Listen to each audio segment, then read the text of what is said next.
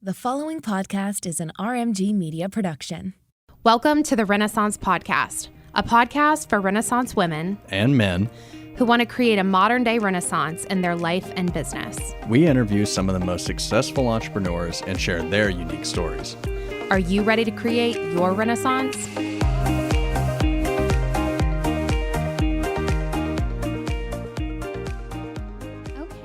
Well, I am so excited to get started tonight. Welcome to our second ever Renaissance Women Nights, Resiliency Required. So excited. My name is Sydney. I am the CEO and founder of Renaissance Marketing Group and kind of the whole Renaissance ecosystem that we've created, which is really becoming quite a community. And I'm really grateful for that. And I'm really grateful for all of you guys for being here and supporting us and supporting me. And most importantly, supporting women entrepreneurs that have big dreams and big goals. And we have two really, really special women here tonight. And when my dear sweet friend, Brielle Cotterman, who I'm going to introduce in a minute, and I were talking about this evening, we had already planned our speakers, and the word resilience just kept coming to my mind. I was like, you really can't get through life without being resilient. I think a lot of us struggle with that. It really is a muscle, but we all have it. We just have to tap into it. And there are no other women more resilient than the women that you're going to see on stage tonight and hearing those stories. And I promise you, when you hear their stories, you're going to be like, I can do anything because of what they've been through. So I want to pass it over to my sweet friend, Chelsea Ott with Kendra Scott. I'm going to get her title wrong. Regional Marketing and Philanthropy Manager. I knew I was going to butcher it. Of Kendra Scott, so she can share a little bit more about this amazing space and business. Hey, ladies. Thank y'all so much for being here. I loved that. Hey. So at Kendra Scott, our three core pillars are family, fashion, and philanthropy. And while all three are incredibly important to the work that we do here, I love hyping up the impact we have in our communities. So we work with a variety of different organizations, primarily focusing on women and youth in the areas of health and wellness, education, and entrepreneurship. In 2022, we were able to give over $4.8 million back to these community organizations that are doing, over 4.8 in really impactful work, and it's through events just like tonight. So we have had the pleasure of working with Sydney and the Mona Lisa Foundation several times now. We love working with this organization and the impact that they're making here in our community. 20% tonight is going to be going back to the Mona Lisa Foundation. So ladies, be sure, we have some pretty stuff in right now. Be sure to shop, find something to take home with you, and really double down on the impact that we're having tonight, in addition to the incredible conversation that y'all are about to hear. So thank you all again for being here, and I'm gonna give the mic back to Sydney. So excited. It's so cool that Kendra Scott, backs what we're doing with Mona Lisa. It's fabulous. So I want to introduce, before we get to our fabulous speakers, a dear, dear, dear friend of mine who, she doesn't know this, but when I first met her, intimidated the hell out of me. You'll see her and you'll know why. She's the most beautiful person, but she's the most beautiful person inside and out, and she is every single definition of a Renaissance woman, of a resilient woman, for many, many reasons, and I adore her. So please join me in welcoming Brielle Cotterman.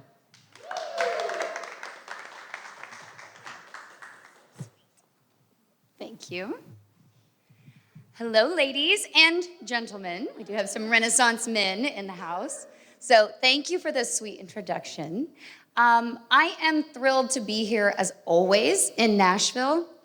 I do business and work with women all over the world and help them to step onto the world stage and not only share their story, but make a positive impact.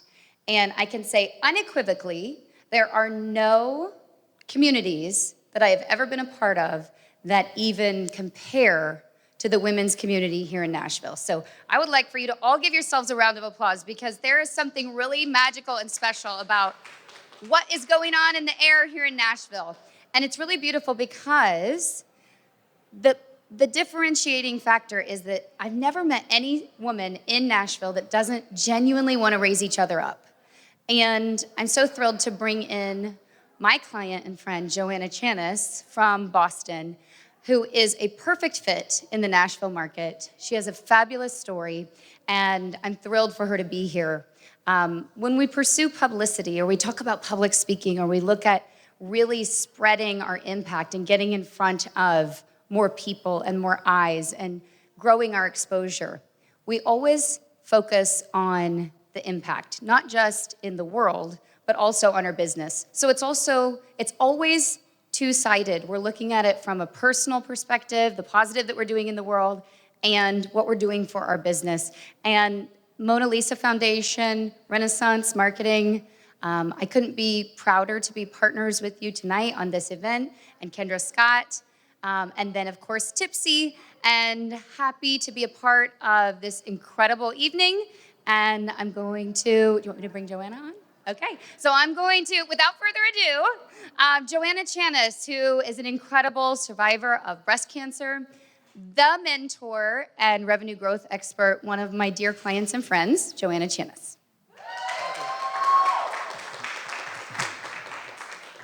Hello, Nashville. Well, I am so excited to be here. Can everybody hear me? Okay.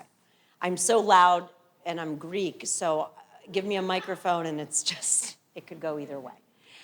So thank you so much, Brielle, for your kind words. Sydney, thank you for having me. Kendra Scott and I work together back in Boston. I'm actually wearing, I think they still have them here.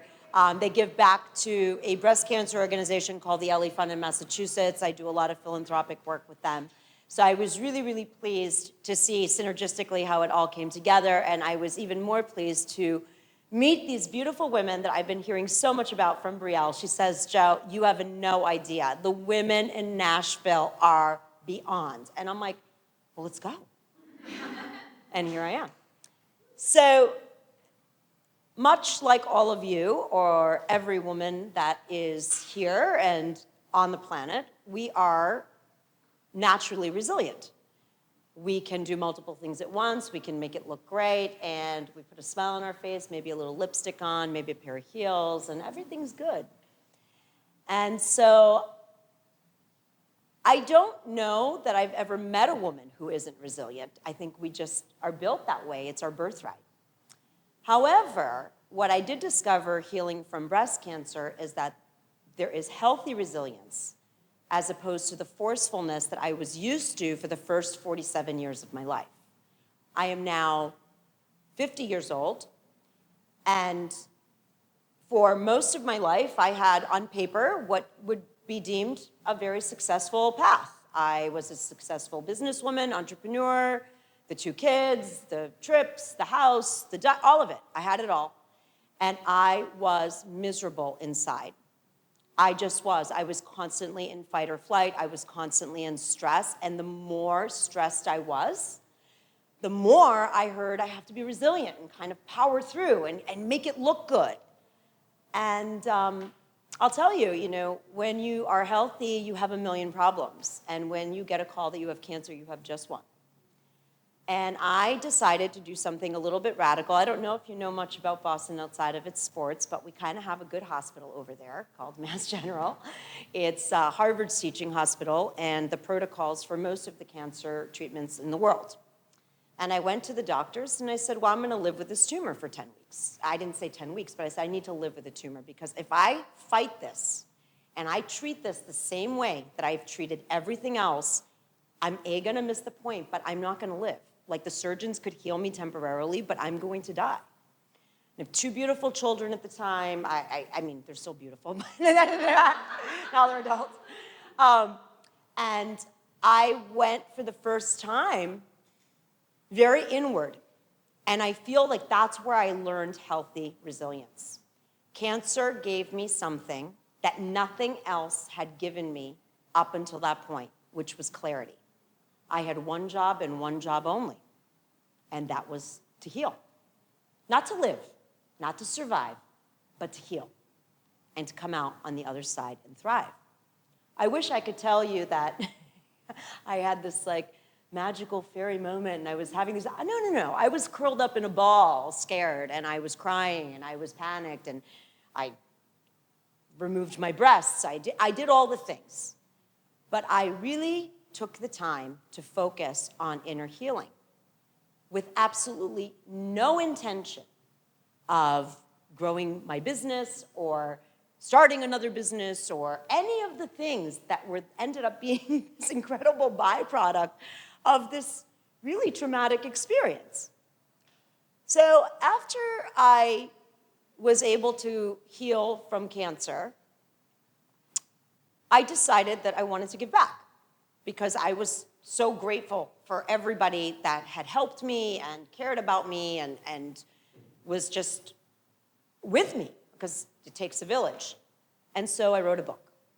And I'm probably an undiagnosed dyslexic that never graduated from college. I don't know how I wrote this book, but I did. And that's not true. I do know how I wrote the book. I got up every day and I committed to writing the book because I never wanted another woman in a waiting room or on the other end of that phone receiving the call to ever be alone. So I created a friend in a book, and I decided to chronicle those 10 weeks and talk about all the things that helped me heal.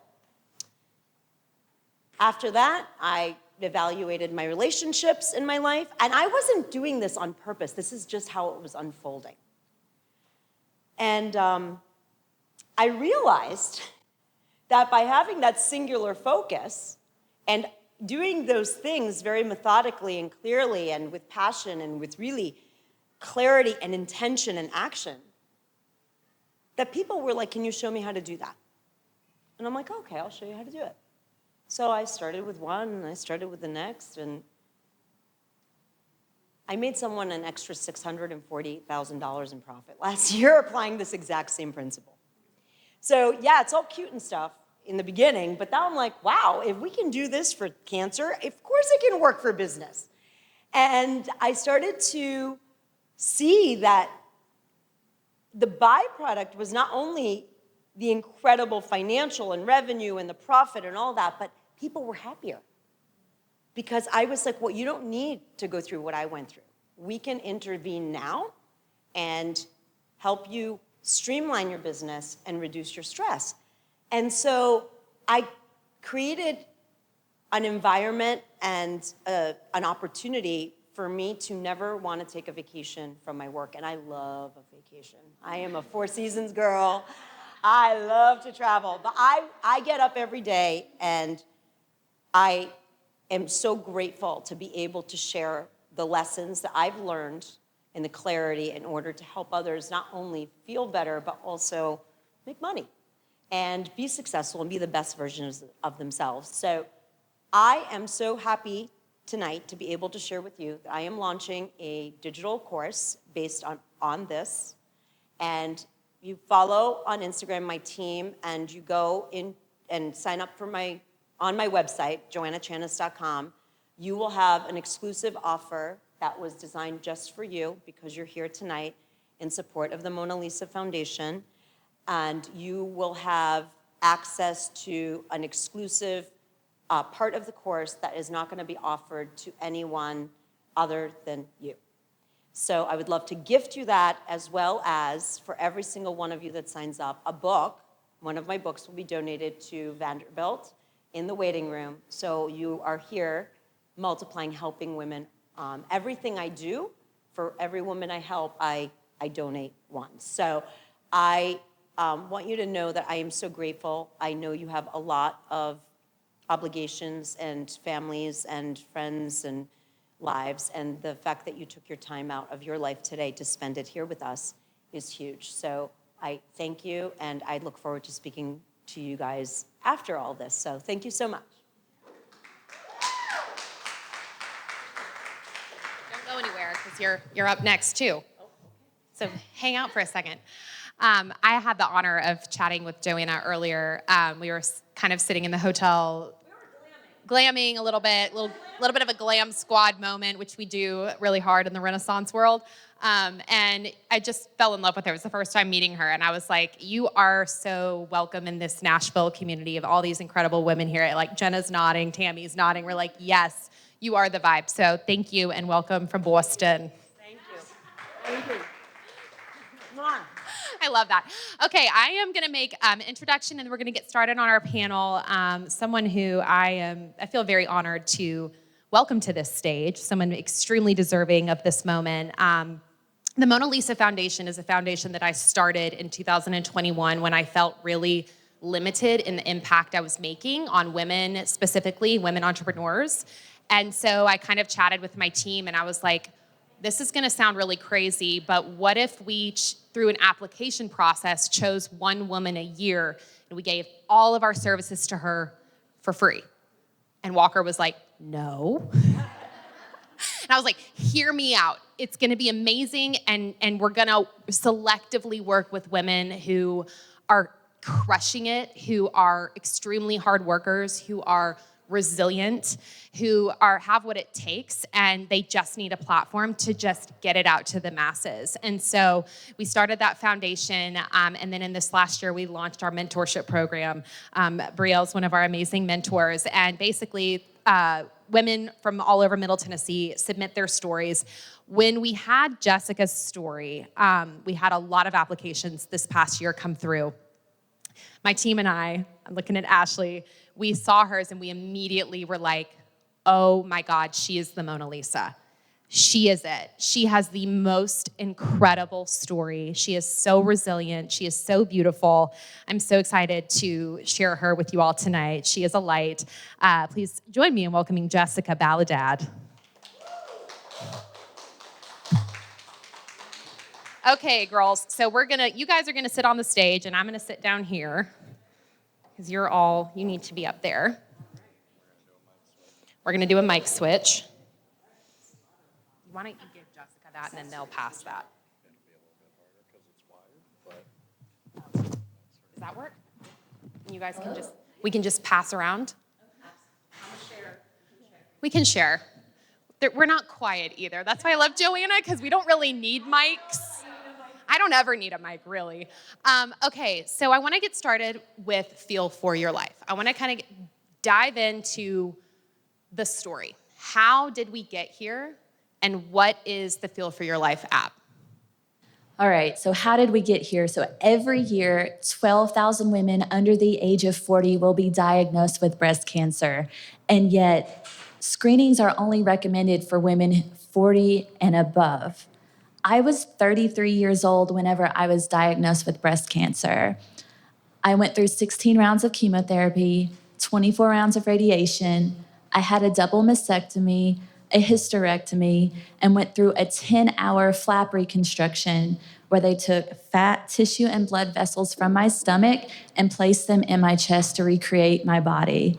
And it all started with a self-exam. The Feel for Your Life app allows women to learn how to do self-exams, track and monitor their progress, and set monthly reminders. And my favorite thing about it, that I love the impact that it's making, is that I hear from so many women all over the world who are telling me that they are putting breast health advocacy in their hands.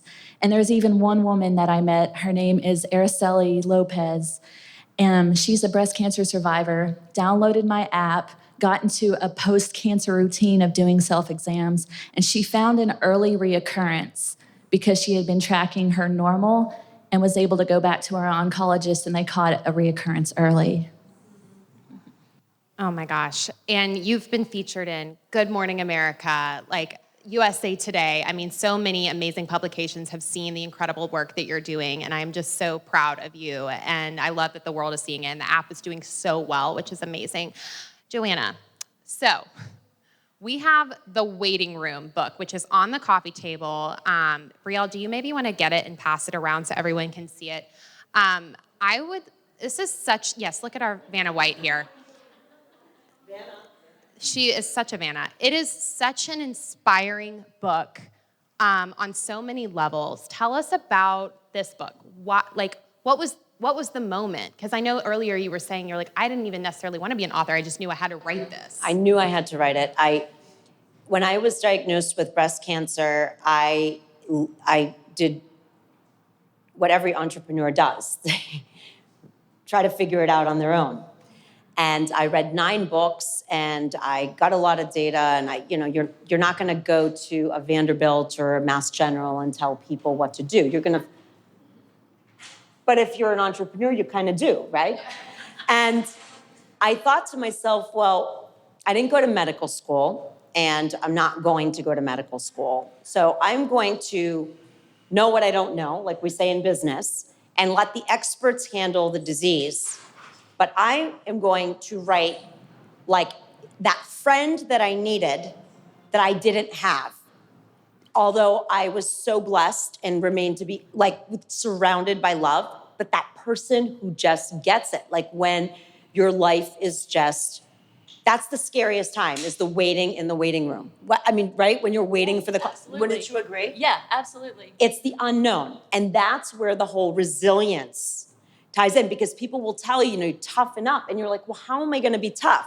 And sometimes you just need somebody who, well, I'll tell you, like the 3 women, right? Yeah. So this is really what inspires the book. I believe that there are 3 types of women in the world. And when we are in our crossroads, or we hit a rough patch or bottom, like I had, I'd like to think my bottom. There's the first woman, and she's amazing. She will text you. She'll tell you she's praying for you. She tells you she loves you. She, makes sure that you're doing okay. She always checks in on you, and she's awesome.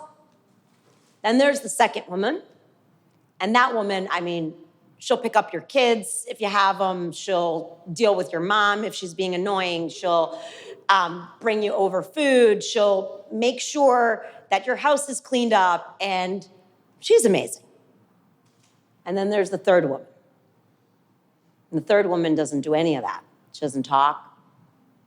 She quietly gets in the ditch with you, and she lifts you up on her shoulders because she knows you can't stand and you don't need to talk. And that's what this book is. That's who, we've all been those women. And we've all been those women in different iterations of our life and because of our circumstances. So that's who she is. And so she gets it, and she just lifts you up on her shoulders. Yeah. We have to have those women that will get in the trenches with us. And I think a lot of us in this room can't maybe probably not relate directly to your story, maybe indirectly to your stories. But I think we can all relate to needing other women, especially in entrepreneurship. I'm looking at Tammy, who's like, that's a hard yes for me. There's so many entrepreneurs in this room. I would love to know from you guys, take us to the moment of when you heard you have cancer. I think we all want to kind of understand that thought process and what that looks like, what that journey looks like, and what comes next. I remember I was in the ultrasound room with the tech and the radiologist, and he's going over the ultrasound with her, and I'm just shaking. And because I know it's not a really good thing if the doctor has to come in and take a look at things while he's there. Usually you get a letter that's, oh, hey, everything's okay, come back next year. He's going over the screen while the tech is going over the left side of my left breast, and she's going up my arm, and he stops her. He's like, wait, get that lymph node, that big one. And I just sat up, and I was just like, lymph node? And he's like, look, I'm not going to sugarcoat this. I've seen this before, and I'm pretty sure that it's cancer. And in that moment, I felt angry. I was hurt because I felt my body betrayed me, and I was scared. I felt entitled to the rest of my life at 33 years old. I had only been married to my husband for a little under 3 years at that time, and I didn't think that the first ultrasound that we would share together would be of a malignant tumor. Yeah. All right, so I'm going to respectfully decline to answer that question, and I'll tell you why. because it's not, everyone's situation is completely, what I learned is that everybody's situation is completely unique in that sense. And I don't want to scare you, okay? And the truth is, no one knows, right? And the reality is, the feeling that somebody experiences is so unique to them. And I think that for me, and one of the reasons why I've been able to take this and to be able to apply it to different parts of life is because I don't relive those experiences. I am well aware of what happened. I live in reality, believe me. But I also believe that if there is something that I feel in my experience would have helped you by sharing that, I would. But I will tell you, it's not gonna get, you're just gonna get scared every time the phone's ringing. So I will tell you what I did do is right after I found out, I was like, oh shit. I called my husband at the time and I'm like, oh, you need to get home because the kids are coming home and I'm gonna go over to the Ritz and I'm gonna call my best friend and I'm gonna have a little rosé because I can't believe what I just heard. And I was like, I did what I normally do when crisis happens is I call my best friend and I sit and I talk about it with her. And I realized very quickly that she couldn't understand like all the other things that we had gone through together. And that's why I did that. That's the reason. So the moment is so unique. Like here we are. We both had bilateral mastectomies. We were both different ages. And your oncologist will tell you there's no two cancers that are the same. There's no two ways. As for some, it's just everybody's got their own thing. But I don't know. Is that like? I love that so much. No, I think, it's so hard to put these questions together. Like I can't even imagine, And so I think respectfully, I love your response. I think it was so valid. I think you probably really appreciated it. I want to talk about fear though, because I think it can, in these situations, I think has been the ultimate motivator more than likely. And I want to talk about that word. And so how did you navigate fear through this situation? And how did you, what was that like? How did you get through that? So in that ultrasound room, I said that I experienced 3 feelings. I was angry, I was hurt, and I was afraid. And one thing through my breast cancer journey that I learned about my feelings is that they're not just these emotionally charged feelings, things that just happen to us. They're very useful tools that talk to us. Anger told me that something is wrong and something needs to change. What was wrong? I had breast cancer. What needed to change? I needed to not have breast cancer. So I needed to prepare myself accordingly. I was hurt. Hurt tells us that something needs to be healed. Not only did I need to be healed from breast cancer, but I learned that I had some internal healing that I had to work on as well. And then there was fear. Fear tells us to plan, to prepare, and to seek help. In the planning stages, I knew that I wanted to do chemotherapy, have a double mastectomy, and do radiation if it was necessary, which it was. And then I had to prepare. What did I need for chemotherapy? What did I need for a double mastectomy? And then seek help. I needed an oncologist. I needed a breast surgeon. I needed my good vibe tribe. It was my dad, my stepmom, my husband, my sister.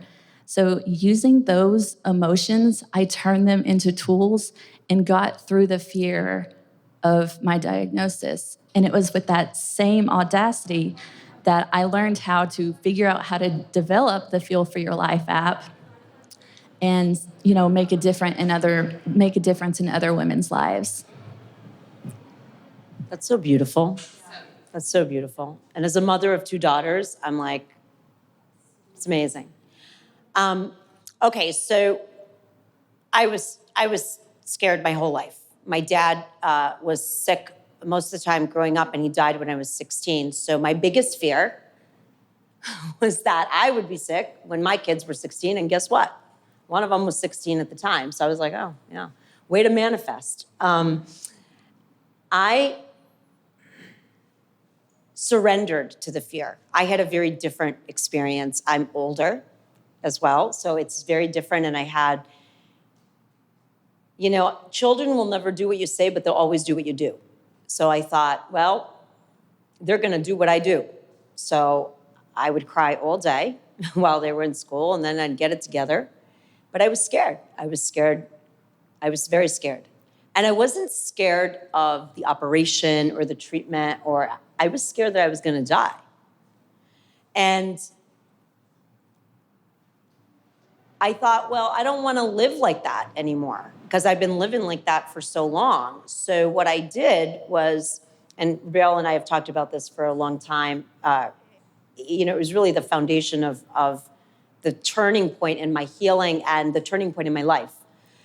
I didn't know at the time, but what I did was I thought there's a part of that we're never taught as humans. And you have a small child, you have children, who has children in the room?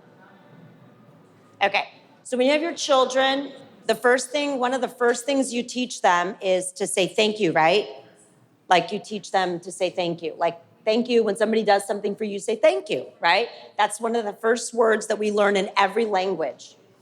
And I found myself when I was really scared and fearful when I was going through this, that I was saying thank you, but I didn't really mean it. I thought because they contradict each other, right? So you really can't be grateful and be fearful at the same time. It just can't happen. So I thought there's a step missing. I need to get to a place of acceptance. And who wants to accept cancer? No one. But you find that the reason why we're in so much resistance is because we're in fear. And then we power through and we say we're resilient. Well, yeah, but there's a better way. And so I surrendered and I accepted something that I didn't want to accept. And that removed my fear. Because I didn't say you have to like it. I didn't like it. I mean, who likes it? I just accepted it. And from there, I could find a little spark of gratitude. And from there, I could move through the situation. So it's something that I teach CEOs. It's something I teach executives and teams now. Well, I say, but. So I say the one thing, and this is a little tip that you'll get here. If you have the word but in a sentence, you're still in fear. You haven't accepted it. So if you catch yourself saying, I really like this, but, no, you don't like it. You're still in fear. Don't say anything, but don't trick yourself either. So that's how I went through my fear. Wow, I think we all have those but moments. I have those every single day. I don't have them anymore. And you saw me today. I know. Yeah, I don't have them. This is not a BS kind of, oh my God, I'm here. Oh, no, this is how I live. Now, I just was like, I don't want to go back the other way because that sucked. Okay, I want to talk about the word resilience and the but, really. A lot of us in this room are scared. There's so many scary things. There's so many really hard things. I think there's a lot of entrepreneurs in this room, and it's really hard. But it's also really hard to build a career and be successful and, please your boss and, have strong relationships and all of, there's so many hurdles and there's just so much. And I think, social media, this is always brought up. It's the highlight reel, right? Like it really is. It looks like everyone's crushing it, but I think we are scared and there are challenges. Like that is really a thing. So I want to know from you guys what advice you would give to someone in the but phase. Like, I'll tell you right now. I want someone to give me one example of where they were afraid and it was useful. Like that they were afraid of a scenario and you were like, oh yeah, I'm really glad I tortured myself, like stressing about that. Does anyone want to share? I have one, if not. No. Yours is probably mine. Because it doesn't exist. It doesn't exist because it is something that we are anticipating. We're anticipating a scenario in the future that has not happened. Okay, which means, oh yeah, we hear, okay, yeah, it's great for Gisele Bundchen to be in the present moment because she's also worth like, $500 million and she's like having yoga every day.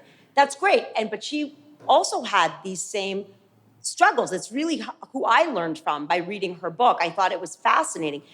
Listen, we're supposed to be a little afraid. It's supposed to be a little hard. Not everything is supposed to be easy. Things are going to come up. So you asked about resilience. Resilience means your reaction. That is what I have mastered. It's not that I'm not like, okay, I was on this turbulent flight yesterday, which couldn't even give us water and all that. And I'm like, well, my time is my time.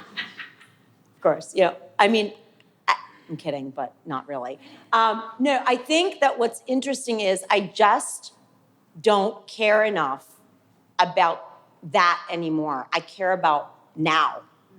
And that's what cancer does. It brings you in the now. Like it brings you right now in the now. And I realized that no matter how big the deal is, or no matter how shiny the diamond is, none of that helps you in the OR. Okay, I tell you, I go to the 9th floor, I call it the penthouse at Mass General. They give away bracelets and everything, the whole staff, and I say, yeah, you've got Birkin bags, and then you've got garbage bags. And you see everything in between because it doesn't discriminate.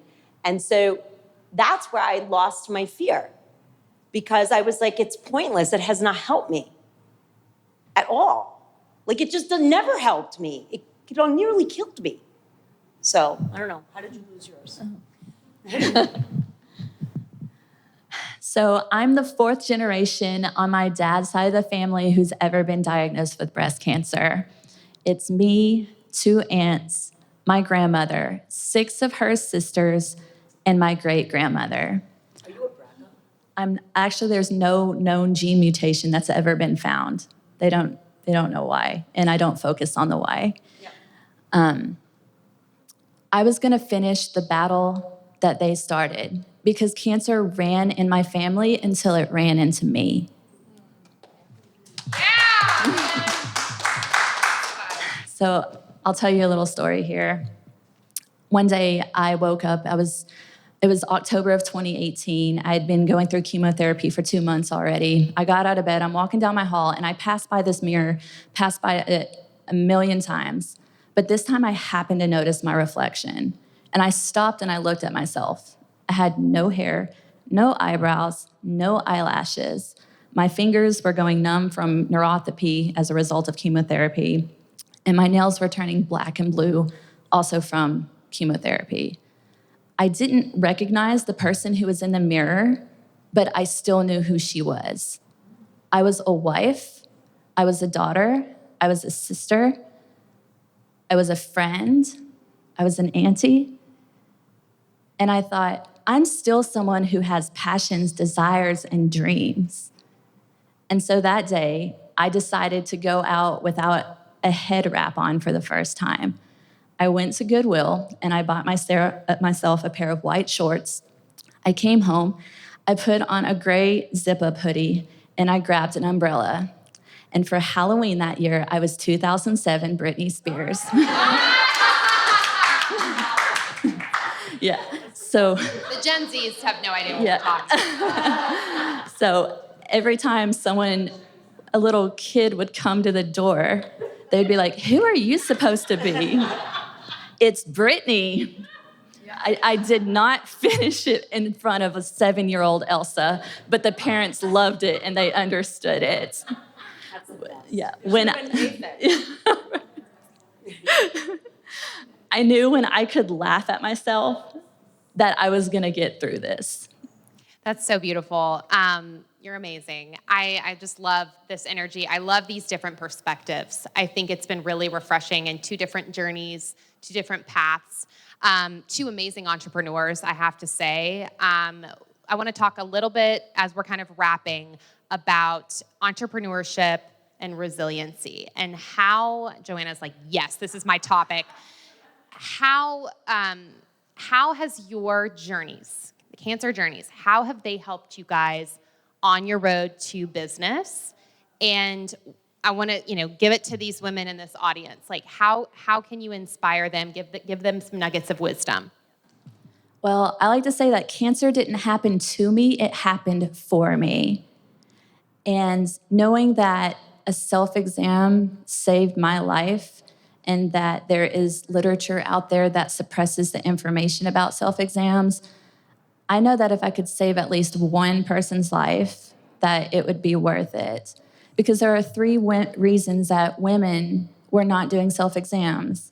No one had shown them how, they were ashamed of their bodies, or they didn't know what to do if they found something and they were uninsured or underinsured. So I wanted to give them the tools and resources through the Feel for Your Life app so I could take away that fear and take away, empower them again to put breast health advocacy in their hands. That's beautiful.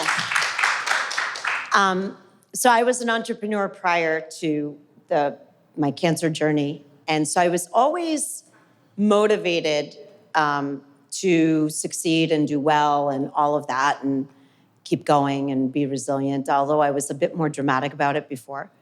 But my purpose changed.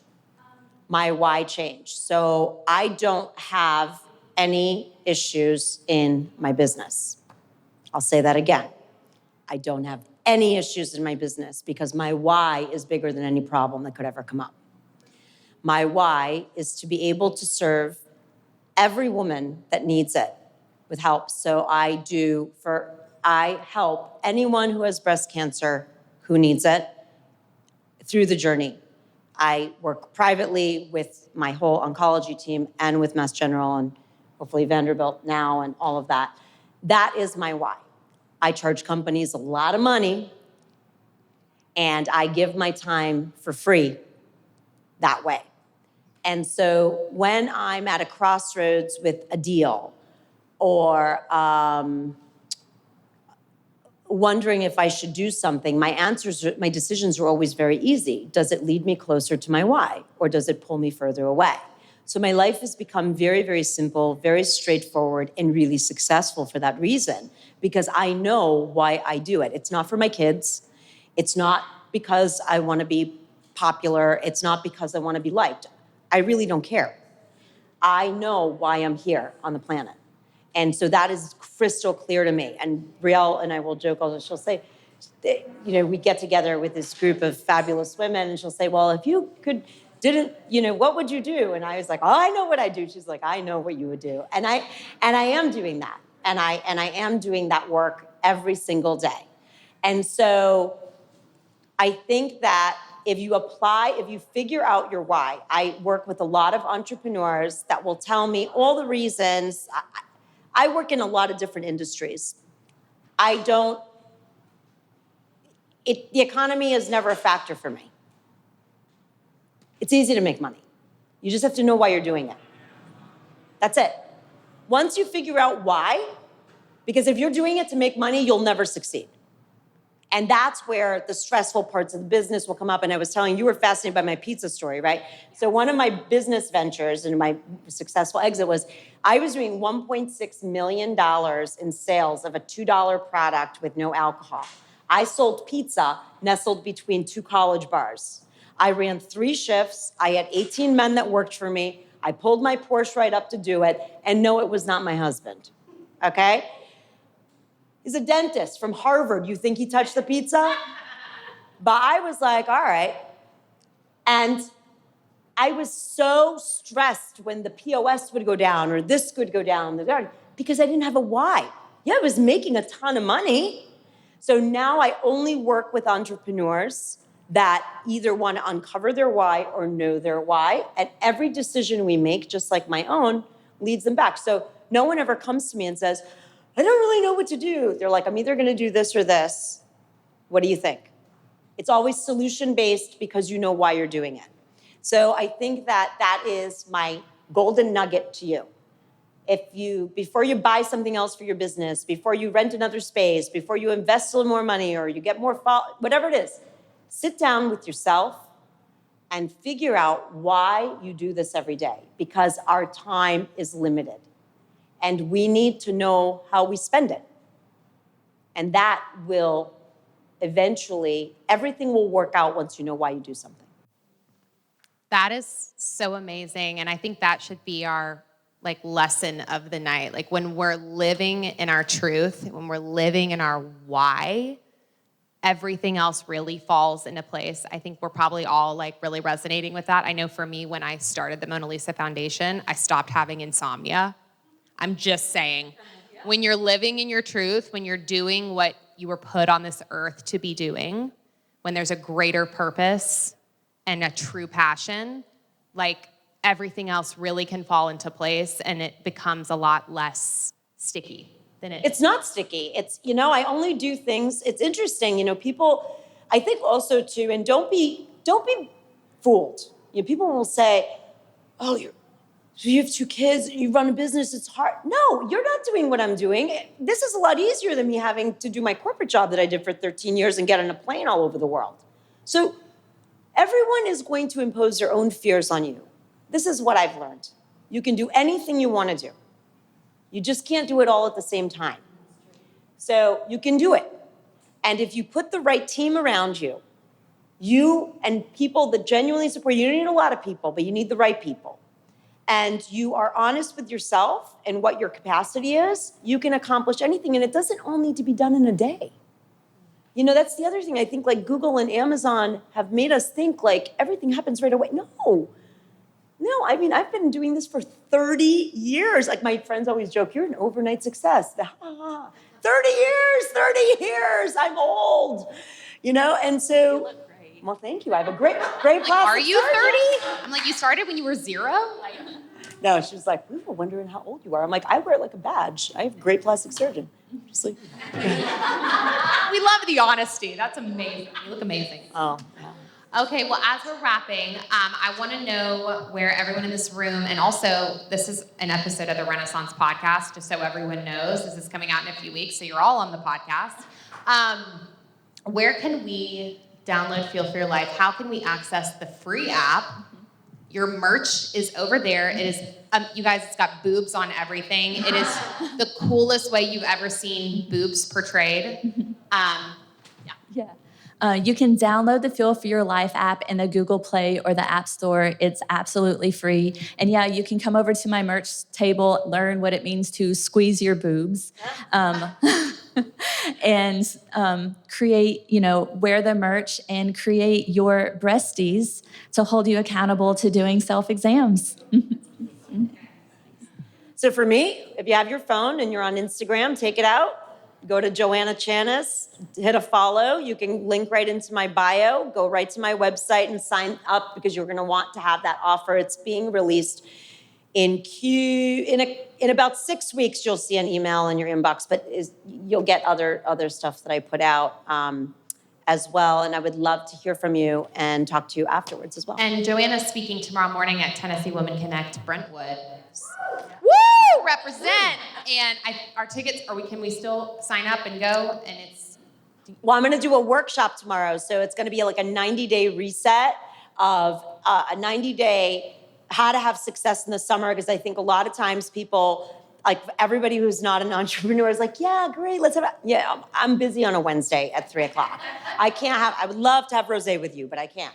So I think it's to keep you on track, we're going to focus on those categories. I just did this with 16 women executives and CEOs in the tech space in Boston. And it was just, I don't know, 3 people reached out to be can you come and teach my people how to do this?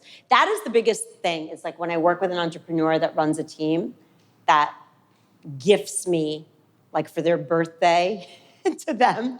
And I was wow, that's a little Heidi Fleiss-ish, but okay. Do you guys, Yeah, so it's anyway, but I love the opportunity, and I'm so grateful for you, Sydney, and all the incredible things that you're doing in Brielle.